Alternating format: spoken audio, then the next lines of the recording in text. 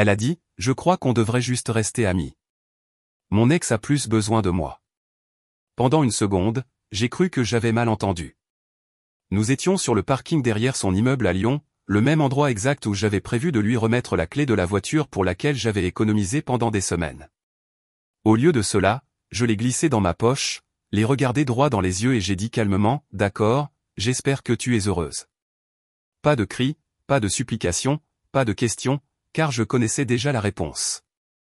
Elle a semblé soulagée, comme si elle venait de déposer un fardeau, ne réalisant pas que ce qu'elle laissait tomber était le dernier vestige de respect que j'avais pour elle. Je me suis retourné, je suis monté dans ma voiture et je suis parti sans regarder en arrière. Des moments comme ça peuvent être étrangement paisibles, comme une acceptation sereine de la réalité. À l'époque, je pensais que c'était la fin. Ce ne l'était pas. Quelques mois plus tard, au milieu de la nuit, elle a débarqué à ma porte, trempée, le mascara coulant, et un petit groupe de personnes derrière elle qui filmaient toute la scène. Camille et moi avions été ensemble pendant 3 ans. Je suis photographe indépendant, le genre a passé la moitié de sa vie à traquer la lumière dans les traboules de Lyon, pas les gens. Elle était experte comptable, stable, mesurée, précise. D'une certaine manière, nous nous équilibrions, j'apportais le chaos, elle apportait la structure. Du moins, c'est ce que je croyais. Pendant longtemps, notre relation avait été facile. Nous ne nous disputions pas pour l'argent, la confiance ou l'avenir. Elle aimait que je sois calme, j'aimais qu'elle ait les pieds sur terre. Mais le confort a cette drôle de façon de devenir invisible jusqu'à ce que quelque chose de plus brillant passe par là. Ce quelque chose est arrivé sous la forme de son ex, Antoine. Le type a réapparu de nulle part. Soudain, il était là, réussi, en costume, au volant d'une BMW noire, parlant de sa vie enfin remise sur les rails. Il a commencé à envoyer des messages à Camille, disant qu'il s'ennuyait d'elle, qu'il allait mieux maintenant qu'il avait mûri. Au début, elle me racontait tout.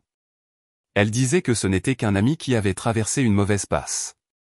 Mais je pouvais sentir que quelque chose dans son ton avait changé. Elle a commencé à parler de lui comme d'un projet à réparer, pas d'une personne à éviter. Puis sont arrivées les excuses, travailler tard, aider avec un plan d'affaires, dîner avec un vieil ami. Chaque fois, j'avais envie de poser plus de questions, mais je ne l'ai pas fait. Non pas par naïveté, mais parce que je voulais voir ce qu'elle ferait, laissée à sa propre honnêteté. Il s'est avéré que cette honnêteté avait une date d'expiration. Un soir, nous étions assis à notre bistrot préféré à Lyon. Son téléphone s'est illuminé avec un message, « Dîner ce soir. J'ai besoin qu'on parle. » Elle a incliné l'écran loin de moi comme s'il lui brûlait les doigts. Je n'ai pas dit un mot, j'ai juste continué à manger. À l'intérieur, cependant, quelque chose de lourd et de définitif s'est installé dans ma poitrine. Je savais où cela menait. J'avais déjà prévu quelque chose pour notre anniversaire, une petite voiture argentée, une Peugeot 208 GT Line, dont elle rêvait depuis des mois. Elle l'avait mentionné une fois, en passant, disant, peut-être un jour, quand les choses seront plus stables. Je voulais lui faire une surprise, non pas pour l'impressionner, mais parce que je pensais que cela lui faciliterait la vie. C'est drôle comme on peut planifier un avenir avec quelqu'un qui est déjà à moitié dehors. Le lendemain soir, elle m'a appelé, a dit qu'elle voulait parler. Sa voix était douce, presque répétée. Elle n'a pas pleuré, n'a pas eu l'air coupable. Elle a juste prononcé la phrase qui a tout déclenché. Ces mots ont confirmé ce que je soupçonnais. Elle partait non par nécessité, mais par curiosité. Je me souviens d'avoir ressenti cette étrange clarté, pas de la douleur, pas de la colère, juste une confirmation. Tout ce que j'avais tranquillement soupçonné était vrai. Elle ne partait pas parce qu'elle le devait, elle partait parce qu'elle voulait voir si l'herbe était plus verte ailleurs. Alors, j'ai souri, j'ai glissé la clé de voiture que je tenais dans ma poche et j'ai dit, « D'accord, j'espère que tu es heureuse. » Puis je suis parti, et pour la première fois depuis des mois, je n'ai pas eu l'impression de perdre quoi que ce soit. Pendant les semaines qui ont suivi, j'ai attendu que la tristesse me frappe, mais elle n'est pas venue.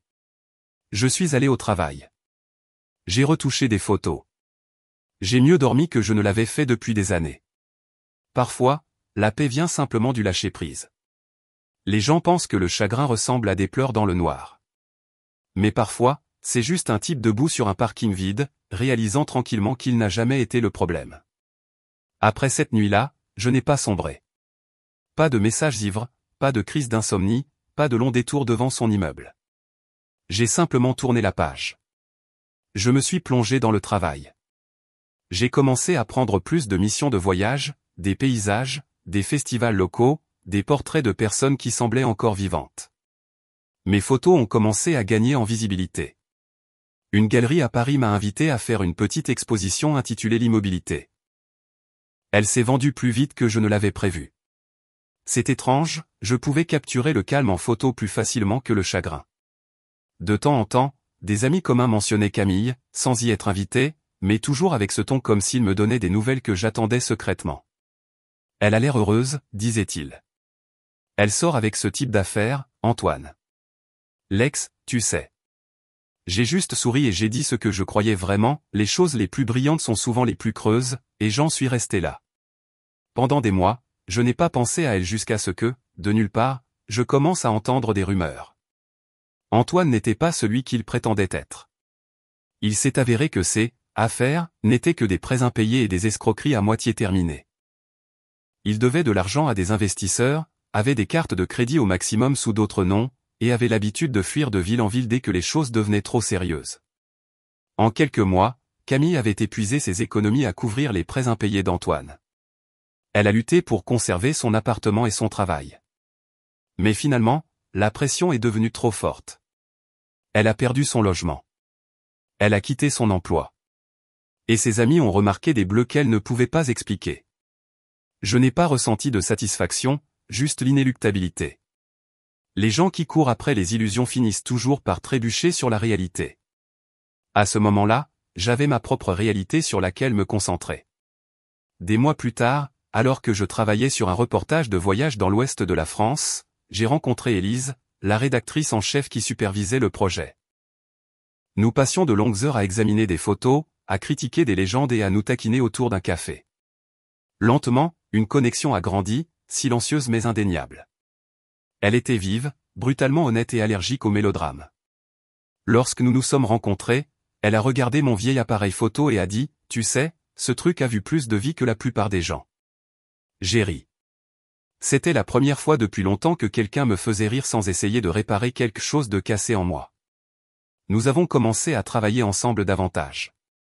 Elle critiquait mes photos, je la taquinais pour avoir utilisé trop d'adjectifs dans ses articles de voyage. Il n'y a pas eu de grande confession, pas de moment cinématique, juste deux personnes qui n'avaient pas besoin de prouver quoi que ce soit, se présentant jour après jour sans prétendre être parfaites. Et quelque part entre les voyages en voiture et les séances de retouches tardives, j'ai réalisé quelque chose, je ne m'ennuyais pas de Camille. Je m'ennuyais de l'idée que j'avais d'elle. Celle que j'avais construite quand je pensais que l'amour signifiait la patience au lieu de la clarté. Puis, un soir, mon téléphone a vibré. Un numéro que je n'avais pas vu depuis des mois. Julien. Je sais que j'ai fait des erreurs. Antoine est parti. Il a menti sur tout. J'ai tout perdu. Mais je sais que tu tiens toujours à moi. S'il te plaît, est-ce qu'on peut parler? Tu m'aimes toujours, n'est-ce pas? J'ai fixé le message pendant une longue minute. Pas de colère, pas de nostalgie. Juste de la lassitude. Puis j'ai tapé en retour, je t'ai aimé, mais la personne que j'aimais n'existe plus. J'ai appuyé sur envoyer, bloqué le numéro, et posé le téléphone. Pas de doute, pas de regret, parce que parfois, la résolution n'est pas une conversation. C'est juste le fait de réaliser enfin que vous ne devez d'explication à personne pour vous éloigner du chaos. C'est arrivé environ 3 mois plus tard. Une nuit tranquille, Élise dormait sur le canapé, un livre ouvert sur sa poitrine. J'étais en train de retoucher des photos lorsqu'un violent coup a secoué la porte d'entrée. Au début, j'ai pensé que c'était peut-être une livraison ratée ou un voisin ivre. Mais ensuite sont venus les cris, « Julien, ouvre cette maudite porte. » Espèce de lâche. J'ai figé. Cette voix, éraillée, trop familière, Camille. Quand j'ai ouvert la porte, la scène extérieure ne semblait pas réelle. Elle se tenait là, trempée, les yeux écarquillés, le maquillage coulant sur ses joues, et derrière elle se trouvaient 3 personnes, téléphone sorti, enregistrant. Je pouvais entendre le faible clic des obturateurs d'appareils photo et quelqu'un chuchotait, « Continue de filmer. » Camille m'a pointé du doigt, la voix tremblante de rage, « Tu m'as laissé tomber. Tu as ruiné ma vie. C'est toi qui m'as fait ça. » Pendant un instant, je l'ai juste regardée, non sous le choc, mais incrédule de la façon dont elle avait sombré. La même femme qui s'inquiétait autrefois d'avoir la bonne palette de couleurs pour les murs de son appartement se tenait maintenant à ma porte, hurlant des accusations comme une étrangère.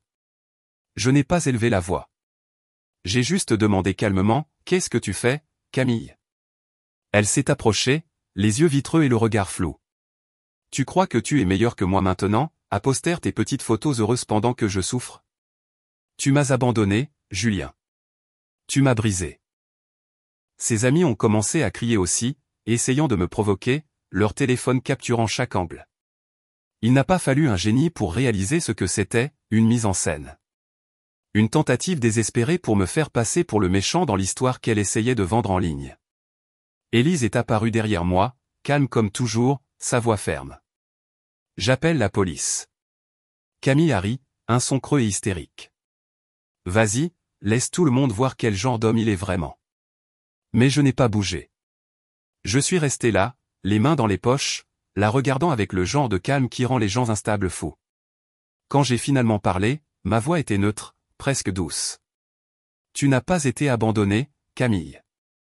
Tu t'es abandonné toi-même, à l'instant où tu as choisi le mensonge plutôt que la vérité. Pendant une fraction de seconde, les mots l'ont frappé. Je pouvais le voir dans ses yeux. Puis le masque s'est remis en place et elle a recommencé à crier, frappant ma poitrine pendant que ses amis enregistraient. Élise a gardé la ligne téléphonique ouverte jusqu'à l'arrivée de la police. Quand ils sont arrivés, je me suis écarté et leur ai montré les images de mes caméras de sécurité, claires comme le jour, son intrusion, ses cris, sa tentative de forcer l'entrée. Les agents l'ont regardé, puis moi. L'un d'eux a soupiré, manifestement habitué à ce genre de chaos. « Madame, vous devez partir tout de suite. Si vous revenez ici, ce sera une intrusion. » La lèvre de Camille a tremblé. Il ment. Il m'a ruiné. Vous ne comprenez pas. Mais personne n'y croyait. Même ses amis semblaient mal à l'aise maintenant, baissant lentement leur téléphone. Les agents les ont escortés pour les éloigner. Alors qu'elle était emmenée hors du porche, Camille s'est retournée une dernière fois, les yeux flamboyants d'un mélange de chagrin et de fureur. « Tu vas le regretter, Julien. Tu vas regretter de ne pas m'avoir sauvé. » Je n'ai pas bougé. Je n'ai pas parlé jusqu'à ce que les lumières de la voiture de patrouille s'estompent au loin dans la rue. Puis j'ai chuchoté, surtout pour moi-même, « Non, Camille, c'est toi qui vis déjà avec le regret. » J'ai fermé la porte, les verrouillé, et je suis resté là dans le calme, l'écho de la pluie remplissant l'espace où son chaos avait vécu. Élise a glissé sa main dans la mienne et a dit doucement, « Tu vas bien ?» J'ai hoché la tête. Oui. Pour la première fois, je crois que oui, vraiment. Après cette nuit-là, les choses se sont finalement calmées. Quelques semaines plus tard, Élise et moi avons fait nos valises et avons quitté Lyon. Nous avons déménagé dans une petite ville sur la côte bretonne, nichée entre des falaises brumeuses et des collines verdoyantes. J'ai ouvert un petit studio de photographie. Rien de chic, juste des murs blancs, une lumière ouverte, et l'odeur de sel dérivant à travers la fenêtre entr'ouverte. Pas de clients à la recherche de tendances, pas de faux sourires pour les réseaux sociaux, juste des paysages, des portraits locaux et le genre d'immobilité dont j'avais oublié l'existence.